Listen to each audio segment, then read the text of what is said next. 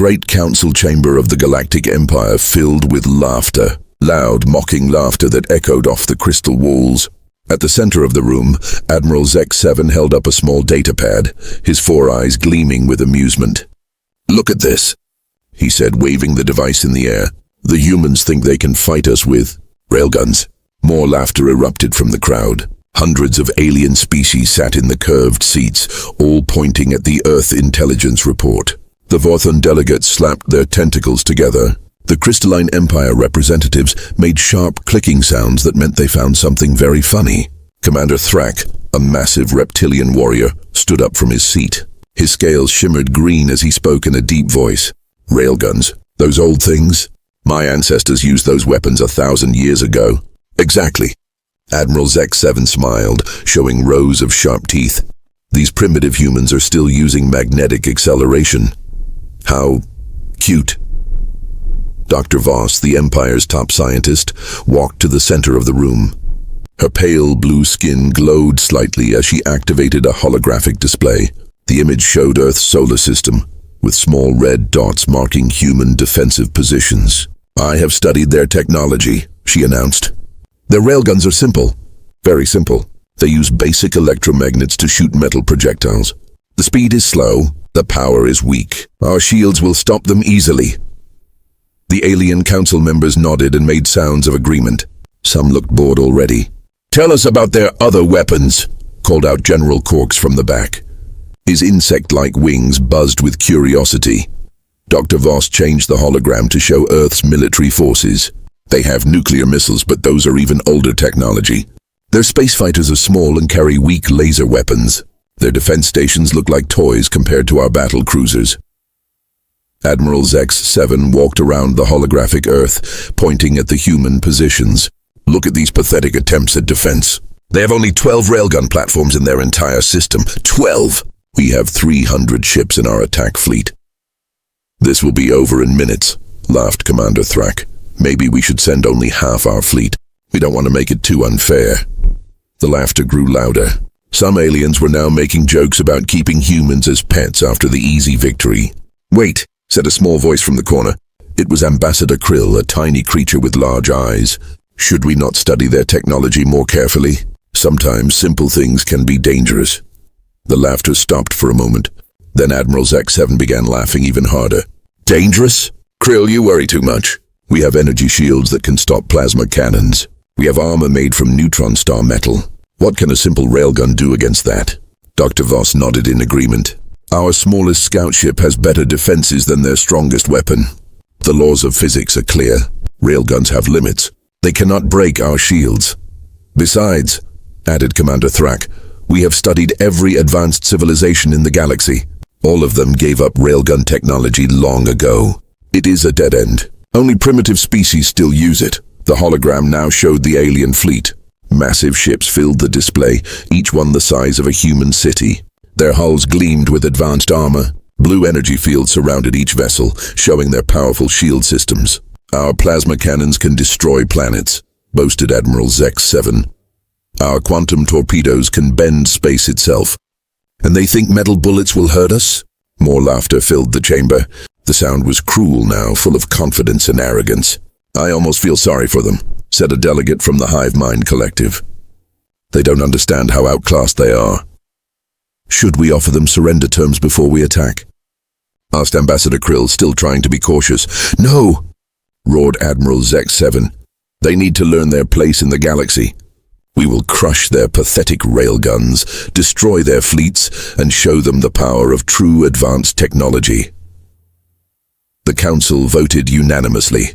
The attack on Earth would begin immediately. As the meeting ended and aliens began to leave, Dr. Voss stayed behind to study the human data one more time. Something about the energy readings from Earth seemed strange. The railgun platforms were drawing enormous amounts of power, more power than they should need. She shook her head and dismissed the thought. It was probably just human inefficiency. Primitive species always wasted energy. Back on Earth, deep inside a hidden military command center, General Sarah Chen watched the alien fleet approaching on her screens. She turned to her weapons officer with a slight smile. "They're coming," she said quietly. "Are our railguns ready?" The officer checked his instruments. All systems charged and ready, General. Should we tell them what they're really facing? General Chen shook her head. No, let them find out the hard way. Sometimes the old ways are the best ways. She pressed a button on her console. Around the solar system, 12 massive installations began to power up. But these weren't the simple railguns the aliens expected. These were something else entirely. Something the galaxy had never seen before. The hunt was about to begin. The alien fleet moved through space like a wall of death. 300 massive warships cut through the darkness, their hulls glowing with energy shields. Each ship was a floating city of destruction, armed with weapons that could crack moons. Admiral X7 stood on the bridge of his flagship, the Eternal Dominion. Through the viewing window, he could see Earth growing larger ahead. The small blue planet looked so peaceful, so defenseless. "Status report," he commanded. "Fleet formation holding steady, Admiral," reported his tactical officer. "All ships are at full combat readiness, shields at maximum power, weapons charged and ready." Admiral X7 nodded with satisfaction. "How long until we reach their outer defenses?" 2 hours, sir. The humans have 12 railgun platforms scattered around their solar system. Our scouts confirm they are the only significant threat. The Admiral laughed. "Threat? Those ancient weapons couldn't scratch our paint. What about their space fleet?" 47 small ships, Admiral. They appear to be evacuation vessels. No sign of their military fleet." This made Admiral X7 pause. "No military ships? Where are they hiding?" "Our sensors show no large vessels anywhere in the system, sir. Perhaps they fled when they detected our approach." "Cowards," spat Commander Thrak from his position at the weapons console. "They know they cannot fight us, so they run like scared animals." Admiral X7 felt a surge of disappointment. He had hoped for at least a small challenge, something to make the victory more satisfying. "Open a communication channel to Earth," he ordered.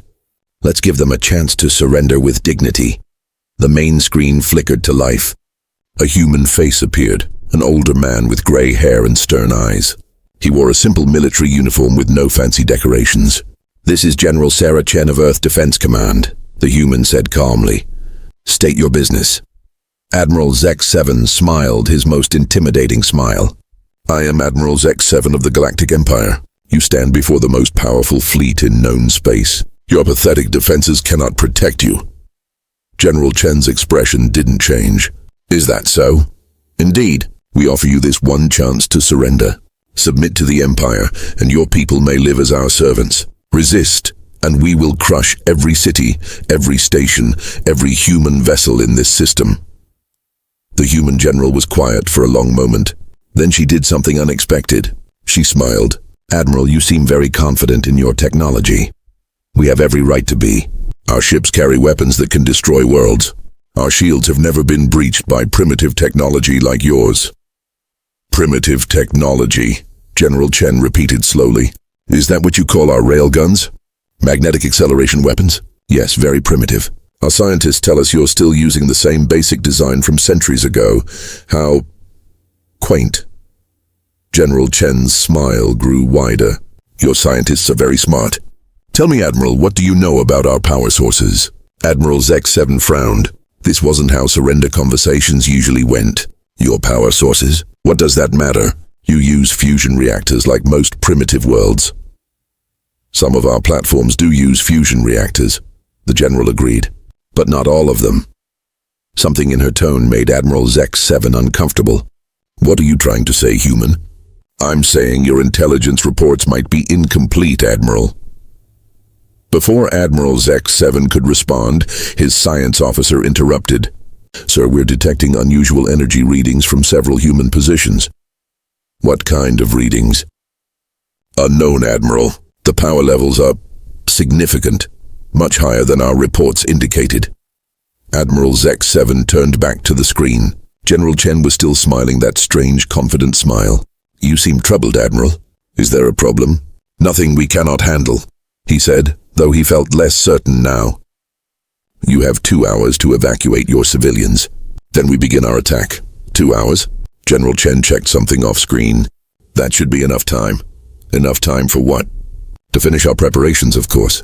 "Oh, and Admiral, you might want to tell your fleet to spread out a bit more." "Why would we do that?" General Chen's smile disappeared. Her eyes became cold and hard. because concentrated formations make better targets. The communication ended. The screen went dark. Admiral Zek-7 stared at the blank display, feeling uneasy for the first time since the mission began.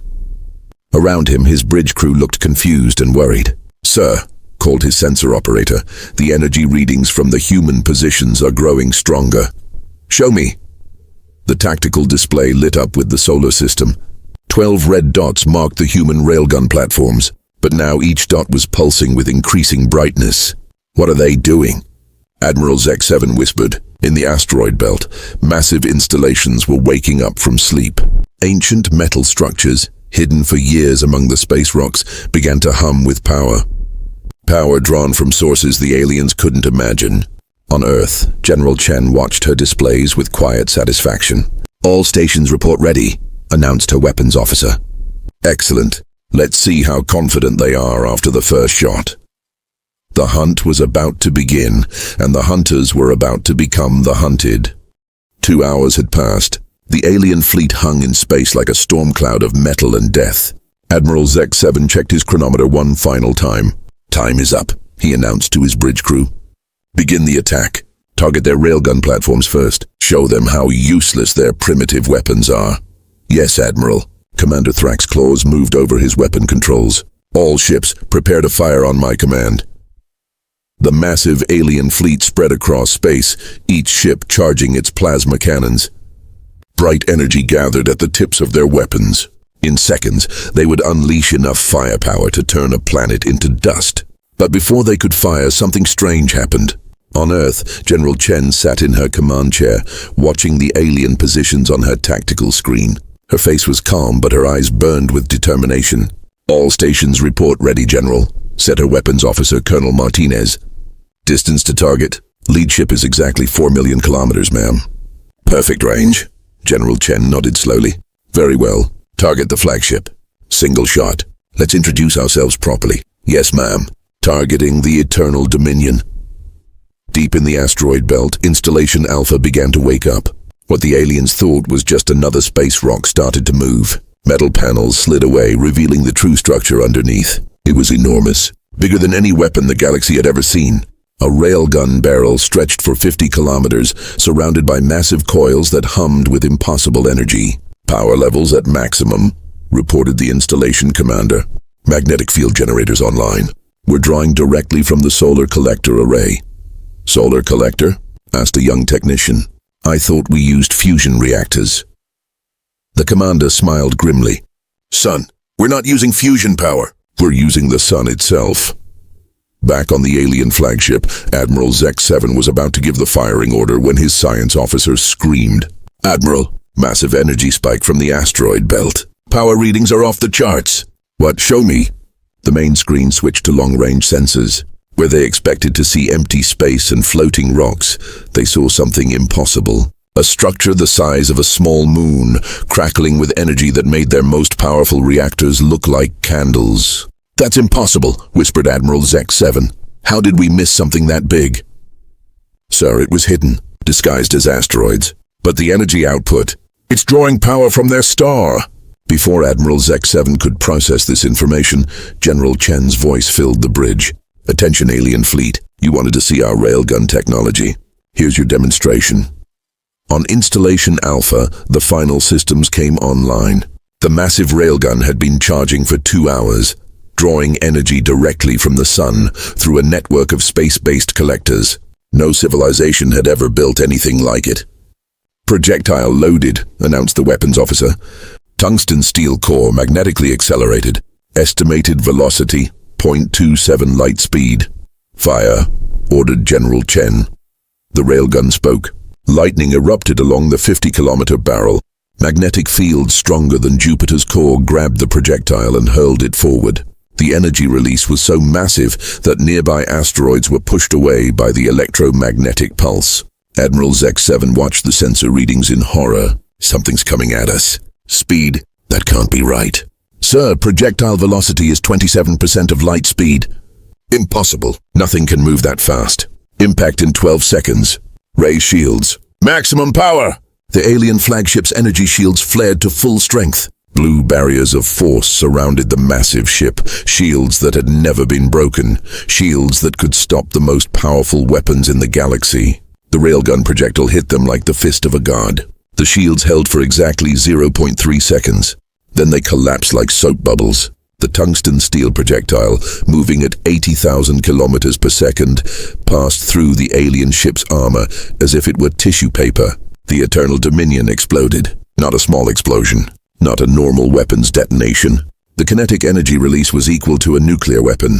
The flagship, 3 kilometers long and home to 50,000 aliens, simply ceased to exist. In its place was an expanding cloud of superheated gas and metal fragments. For a moment, space was silent. Then chaos erupted across the alien fleet. The flagship is gone. Admiral X7 is dead. How is this possible? Their shields didn't even slow it down. Commander Thrak, now the senior officer, stared at the empty space where his admiral had been. His reptilian face was frozen in shock. "Analysis!" he roared. "How did they do that?" "Sir, the projectile was moving at relativistic speeds. At that velocity, even a small mass carries enormous kinetic energy. But railguns can't achieve those speeds. Apparently, human railguns can." On Earth, General Chen watched the destruction with grim satisfaction. Target eliminated. "Installation Alpha, begin recharge sequence." "Recharge time?" asked Colonel Martinez. 30 minutes for full power, but we have 11 other installations." Around the solar system, massive structures began revealing themselves. The asteroids were falling away like disguises, showing the true scope of humanity's defensive network. Commander Thrak realized with growing horror that they weren't facing 12 simple railgun platforms. They were facing 12 impossibly powerful weapons, each one capable of destroying his largest ships with a single shot. "Sir," called his communications officer, "we're receiving a message from Earth." General Chen appeared on screen again, but her smile was gone now. Her voice was cold as space itself. "Gentlemen, you wanted to see primitive human technology. That was just the beginning. You have 11 more lessons coming." The hunt had begun, and the aliens were about to learn that sometimes the oldest weapons are the deadliest ones. Part 4. The Real Power Commander. Thrak stared at the empty space where his flagship had been. Around him, the bridge crew sat in stunned silence. The most powerful ship in their fleet had been destroyed by a single shot from a primitive human weapon. "Sir," whispered his tactical officer, "what are your orders?" Thrak's reptilian mind raced. Everything they knew about human technology was wrong, completely wrong. "Get me Dr. Voss," he commanded. "I need answers now." The science officer's pale blue face appeared on screen. She looked shaken and confused. "Doctor, explain to me how a simple railgun just destroyed our flagship." Dr. Voss checked her instruments with trembling hands. "Commander, this is impossible according to everything we know. Normal railguns cannot achieve these velocities. The power requirements would be enormous. Then how did they do it? I don't know. Wait." Her eyes widened as she read her sensors. "Commander, I'm detecting something. The human installations are connected to massive energy collectors positioned near their star." "Solar panels?" "No, sir. Something much more advanced. They're collecting energy directly from stellar plasma. The power output is beyond anything we've ever seen." Commander Thrak felt cold fear creeping up his spine. "How much power?" "Enough to accelerate projectiles to near light speed." "Sir, we need to retreat. Now." But before Thrak could give the order, his communications officer interrupted. "Sir, incoming transmission from Earth." General Chen appeared on screen again. This time she looked almost sad. "You're probably wondering how we did it," she said calmly. "Let me tell you a story." On Earth, General Chen stood in the historical archive deep beneath the command center. Around her, holographic displays showed the development of human railgun technology over the past century. 50 years ago, she began, our scientists discovered something interesting. Every advanced species in the galaxy gave up railgun technology because they hit a power limitation. Fusion reactors could only provide so much energy. The hologram showed early human railgun designs. Small, weak weapons that could barely damage modern armor. But humans, we think differently. Instead of giving up, we asked a simple question. What if we used a bigger power source? The display changed to show Earth's sun, with massive collector arrays orbiting near its surface. While other species built bigger fusion reactors, we built something else. We learned to tap into stellar energy directly. Not just solar panels collecting light, but magnetic field generators that harvest the star's own plasma. Commander Thrak watched in growing horror as the human explained their technology. Each of our railgun installations is connected to the sun by a network of energy collectors. When we fire, we're not using the power of a reactor. We're using the power of a star. Dr. Voss checked her readings again and gasped.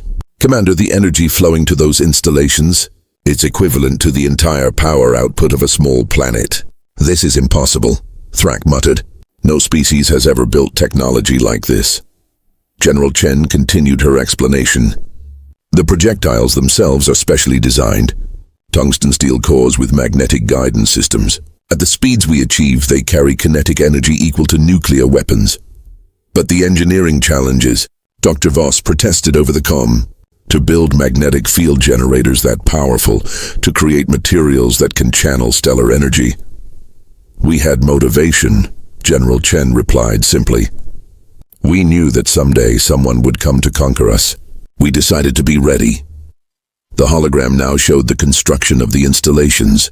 Decades of work, hidden in the asteroid belt. Thousands of humans working in secret to build the ultimate defense system. We called it Project Longshot, General Chen explained.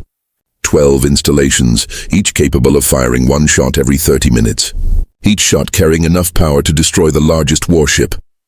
Commander Thrak realized the terrible math. 12 weapons firing every 30 minutes. His fleet had 300 ships. Even if they charged at full speed, the humans could destroy dozens of vessels before the fleet could get close enough to fight back. Sir, called his sensor operator, the other human installations are powering up. Energy levels rising across the system. On the tactical display, 11 more red dots began to glow brighter. 11 more impossibly powerful weapons preparing to fire. We need to run, whispered Dr. Voss over the comm. Commander, we cannot fight this. Our technology is advanced, but theirs is. It's beyond anything the galaxy has seen. But Commander Thrak realized something terrible. They were trapped. The human installations surrounded the solar system. To retreat, his ships would have to fly past those weapons. At light-speed projectile velocities, there was nowhere to hide. General Chen, he called desperately, we surrender. We will leave your system immediately. The human general shook her head slowly. I'm afraid that's not possible, Commander. You came here to destroy us, to enslave our people. Did you really think we would just let you leave? But we surrender. And what happens when you go back to your empire? When you tell them about our weapons? When you return with a larger fleet? Commander Thrak had no answer. She was right. The Empire would never allow this technology to exist. They would send everything they had to destroy humanity. You see our problem, General Chen continued. You've seen too much. You know too much. We can't let that information leave this system. Around the solar system, the remaining 11 installations finished charging. Energy readings climbed to impossible levels. Each weapon now had enough power to crack a moon. But perhaps, General Chen said thoughtfully, we can make a deal. Commander Thrak leaned forward desperately. What kind of deal? Your empire thinks humans are primitive, weak. Let's keep it that way. You're going to send a message to your leaders. You're going to tell them that Earth's defenses were stronger than expected, that you decided to retreat rather than waste ships on such a worthless planet. And if we refuse, General Chen's smile turned ice cold, then you become a demonstration of what happens to those who threaten humanity. On Installation Beta, the targeting systems locked onto the second largest alien ship. The massive railgun began its charging sequence. Commander Thrak watched the energy readings climb and realized he had no choice. Humanity had built something the galaxy had never seen. Weapons that turned stars into ammunition. The age of human isolation was about to end, but it would not end with humanity's defeat. It would end with the galaxy learning to fear the species that had tamed the power of stars. Part 5. The new reality. Commander Thrak stared at the energy readings on his screen. 11 weapons of impossible power were aimed at his fleet. Each one could erase his largest ships with a single shot. His hands trembled as he reached for the communications console. General Chen, he said quietly, we accept your terms. The human general nodded slowly. Smart choice, Commander. You will send the message exactly as I tell you. Any deviation and installation beta will demonstrate its power on your second largest ship. Understood. Good. Record this message to your Empire. The human system contains unexpected defensive capabilities. Military assessment concludes that conquest would require significant fleet losses for minimal strategic gain. Recommend focusing Imperial resources on more valuable targets. Earth poses no threat to the Empire. Commander Thrak repeated the message word for word. His tactical officer recorded everything, knowing that their lives depended on following these instructions perfectly. Now, General Chen continued, you will leave our system immediately. You will not return. You will not send scouts. You will forget that Earth exists, except as a worthless backwater planet not worth your attention. And if the Empire asks questions, then you tell them the truth, that humans are primitive and weak, that we barely managed to scratch your paint before you decided we weren't worth the effort. Commander Thrak understood. The humans were giving his Empire exactly what they expected to hear, a story that fit their prejudices perfectly. Very well. We will depart immediately. Commander, General Chen's voice turned deadly serious. If any ship from your Empire enters this system again, we will consider it an act of war, and next time, we won't offer surrender terms. The alien fleet began to retreat, moving slowly away from Earth. As they departed, Commander Thrak watched the human installations return to standby mode. The massive weapons disappeared back into their asteroid disguises, becoming invisible once again. 3 weeks later, Commander Thrak stood before the Galactic Council. The great chamber was filled with alien delegates, all eager to hear about the conquest of Earth. Report, Commander, ordered High Chancellor Vex, the Empire's supreme leader. The human system proved to be more trouble than anticipated, Thrak began carefully. Their defensive positions were adequate. We determined that the cost of conquest would exceed the strategic value of the planet. Murmurs of surprise filled the chamber. The Empire rarely retreated from anything. Adequate? Asked Dr. Voss, playing her part perfectly. Commander, your report shows minimal combat engagement. Correct. Their railgun platforms managed to damage one of our ships before we withdrew. We decided that wasting Imperial resources on such a primitive world was illogical. High Chancellor Vex leaned forward. Damage? What kind of damage? Commander Thrak chose his words carefully. Superficial hull scoring. Nothing that couldn't be repaired. But it demonstrated that conquest would take longer than anticipated. How long? Perhaps several days, Chancellor. Maybe even a week. The chamber erupted in dismissive laughter. A week to conquer an entire star system? That was pathetically long by Imperial standards. Pathetic humans, said General Corks. Not even worth our time. Exactly my conclusion, agreed Commander Thrak. I recommend we focus on the Centauri systems instead. Much more valuable targets. High Chancellor Vex nodded. Very well. Earth is hereby classified as a low-priority target. We have better things to do than waste time on primitives. As the Council moved on to other business, Commander Thrak caught Dr. Voss's eye. She gave him the slightest nod. Their secret was safe. But unknown to them, not everyone in the chamber was convinced. Ambassador Krill, the small creature who had urged caution before, watched the proceedings with his large, intelligent eyes. Something about Commander Thrak's story didn't feel right. Why would the Empire's most aggressive commander retreat from superficial damage? After the meeting, Krill returned to his private chambers and began researching. He pulled up energy scan data from the human system, looking for anything unusual. What he found made his blood run cold. The energy signatures were massive, far too large for simple defensive systems. Whatever the humans had built in that system, it was anything but primitive. Krill faced a terrible choice. Report his findings and risk exposing the truth, or stay silent and let the Empire remain ignorant of the threat. He chose silence. Some secrets, he realized, were too dangerous to reveal. Meanwhile, back on Earth, General Chen stood in her command center, watching long-range sensors. The alien fleet was almost at the edge of the solar system. Think they'll keep their word? Asked Colonel Martinez. For now, Chen replied. Fear is a powerful motivator. They know what happens if they come back. And if they send a larger fleet someday. General Chen smiled and gestured to the tactical display. Around the solar system, the 12 installations were already being upgraded. New power collectors were being deployed. Additional weapons platforms were under construction. "Let them come," she said quietly. "We'll be ready." In the months that followed, strange rumors began spreading through the galaxy. Whispered stories of a species that had built weapons powered by stars. Tales of ships destroyed by impossible velocities. Most dismissed these stories as fairy tales. But some species began to take notice. Advanced civilizations that had monitored the Empire's expansion suddenly turned their attention to a small yellow star on the galaxy's edge.